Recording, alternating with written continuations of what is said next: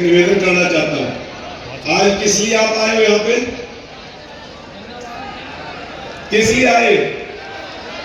मुख्यमंत्री जी का स्वागत करने के लिए आए ना? फिर स्वागत कैसा होना चाहिए?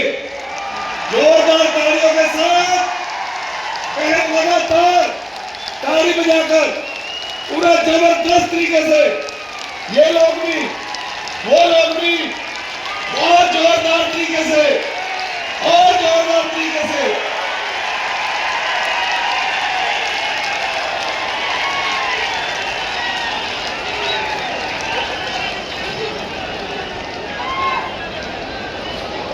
आज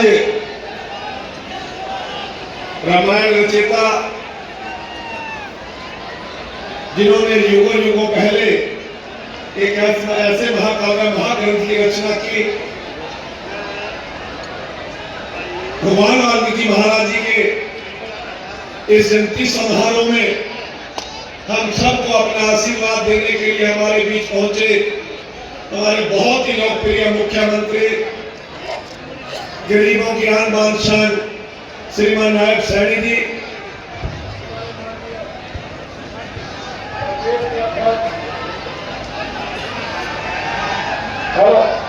हमारे माननीय प्रदेश के अध्यक्ष आदरणीय मोहनलाल पटौदी जी, मंच पर विराजमान हमारी कैबिनेट के सभी कैबिनेट मंत्रीगण, हमारे सभी विधायकगण, इस मंच पर विराजमान पूर्व सांसद, पूर्व विधायकगण और मंच पर एक से बढ़कर एक डीएससी समाज के योद्धा विराजमान है और इस तरफ भी डीएससी समाज के एक से एक बढ़कर योद्धा विराजमान है और मेरे सामने डीएससी समाज की आन बान और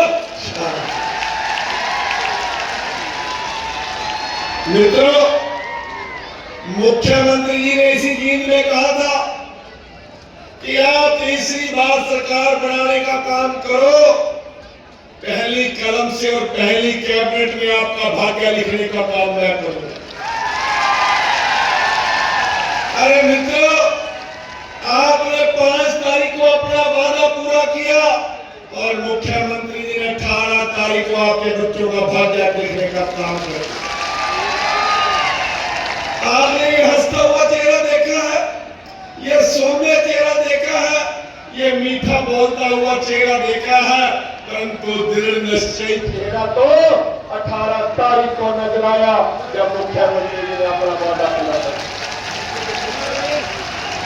साथियों, बहुत चर्चा थी, चर्चा ये थी कि यहाँ पर ताऊ देवीलाल जी ने सबसे बड़ी रैली की थी, यहाँ पर बंसीलाल जी ने जीत में सबसे बड़ा इतिहास रचा था और जब मैं यहाँ पे इस पंडाल को देखने के लिए आया तो अधिकारी मुझे कुछ बता रहे थे, मुझे पता था वो ताऊ देवीलाल जी ने इतिहास रचा था, 80 से पहले 96 से पहले बंसीलाल जी ने रचा था, परंतु जो डीएससी समाज करने जा रहा है उसका कोई तोड़ नहीं होगा।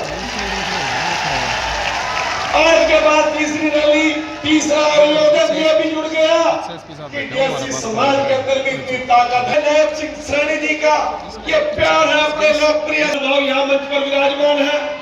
बहुत लोग वक्ता बोलना चाहते थे, परंतु मुख्यमंत्री जी का आदेश हम सबके लिए आदेश होता है। मुख्यमंत्री जी को तुरंत राजस्थान जाना था, कई सांसदगण रह गए बिना बोले, हमारे सभी कैबिनेट मंत्री रह गए बिना बोले, हमारे सामाजिक और राजनीतिक के साथ साथ हमारे धार्मिक संत समाज के लोग भी रह गए। मैं सभी से क्षमा याचना करता हूँ, मैं भी अपनी बात को कम करना चाहता हूँ। मैं तो केवल 2 बातों में मुख्यमंत्री जी आपके संज्ञान के बीच में एक बात लाना चाहता हूँ। ये जो डीएससी समाज का भाग्य आपने 18 अक्टूबर 2024 को लिखा, ये छोटी मोटी लड़ाई नहीं है। ये जब ज्वाइंट पंजाब था तब से हमारी लड़ाई चल रही है। 1975 के अंदर पंजाब के लोगों को तो मंजिल मिल गई, परंतु हरियाणा के लोगों को मंजिल नहीं मिली। 1975 से लेकर लगातार हमारे संतगणों ने, हमारे सामाजिक संगठनों ने, हमारे राजनीतिक लोगों ने इस लड़ाई को लड़ने का काम किया। यदि इस मंच से बोलूं तो सैकड़ों हजारों लोगों के नाम लेने पड़ेंगे।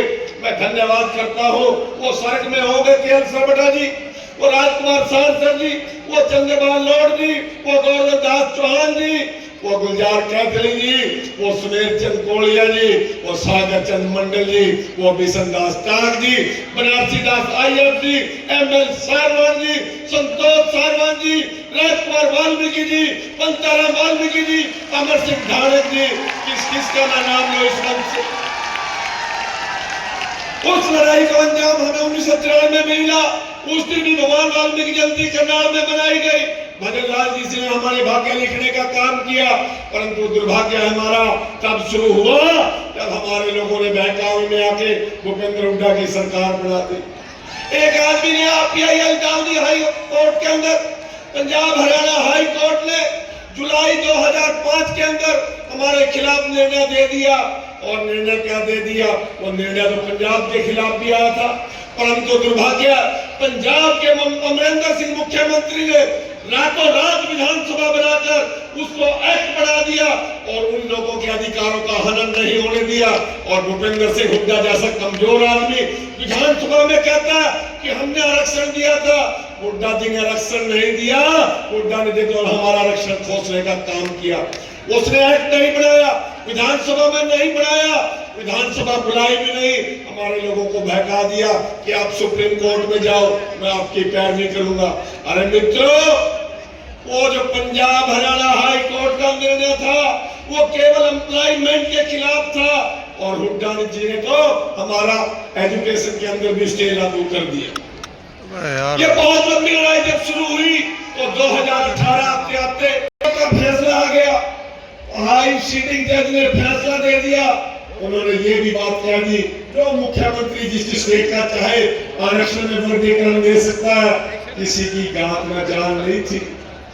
धन्यवाद नायब सिंह जी, आपने वो श्रेणी का दूर किया और आपने कह दिया कि ये पहल मैं करूंगा। और उससे बड़ा बयान मोहनलाल ब्रोली जी ने दे दिया। भाई मेरी बात सुन लो, मैं तबाह कर लो मेरा। मैं मोहनलाल ब्रोली जी के साथ प्रेस कॉन्फ्रेंस में था।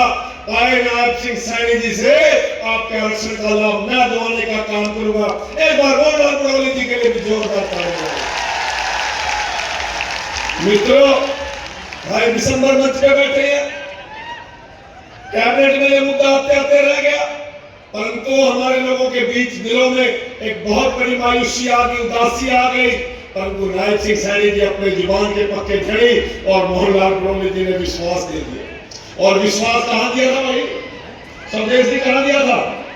यही जीत में क्या कहा था? मेरे 81 समाज के लोगों, आप 5 तारीख को सरकार बना दो, पहले क्रम से 12 भाग्य मैं लिख दूंगा। मित्रों, विधानसभा के अंदर हुड्डा जी कह रहे हैं ईवीएम खराब थी और मैंने कहा हुड्डा जी ईवीएम तो ठीक थी, तेरे वाला जो लपेटा दिया DSC वाला ने दिया, तेरे ईवीएम को इतना करिए खराब। वो आज तक आप लोगों की ताकत को समझ नहीं पाए, आप लोगों की एकता को समझ नहीं पाए। हुड्डा जी तो किसी और में घूम रहा था, पहली बार मेरे लग गया कि DSC के अंदर कोई दम है। मैं नतमस्तक हूं भाइयों, मैं नतमस्तक हूं। आपने जिसको वोट दिया उनको भी पता लग गया और जिसको नहीं दिया उन्हें भी जिम्मेदारी दी गई। मैं भी आपका एहसान मान रहा, अपना मंत्रिमंडल आपका एहसान मान रहा, पूरी BJP आपका एहसान मान रही। और जिनका सूट खराब हो गया वहां भी बड़े बड़े सोच रहे मैं DSC वाला पाऊंगा तो सूट लेना। आज लोग एक बार जब साथ हाथ खड़े करके कह दो कि नायक जी और मोदी जी 2047 तक ये कमल नहीं खिलेगा। कैसे खिलेगा? कैसे खिलेगा? कैसे खिलेगा? 47 तक खिलेगा ना? 47 तक खिलेगा नहीं। मेरी माता बहनों काशी वाले जो सवेरे 5 बजे उठकर नगर पालिका में जाके झाड़ू पोछा करके आती है, जो खेत में मजदूरी करके आती है, आपने उनकी आत्मा को ठंड पहुंचाने का काम किया, उनके बच्चों का भाग्य लिखने का काम किया। मित्रों, बार बार पाओगे तो मेरे सुन ले बेदी जी ने मांग नहीं दी, सुनीता दुग्गल ने मांग पत्र नहीं पढ़ा, अमरजीत ने मांग पत्र नहीं पढ़ा। हमारी तारीख का मांग 18 देखना पूरी हो रही है, अगली और पूरी करा देंगे, चिंता न करो।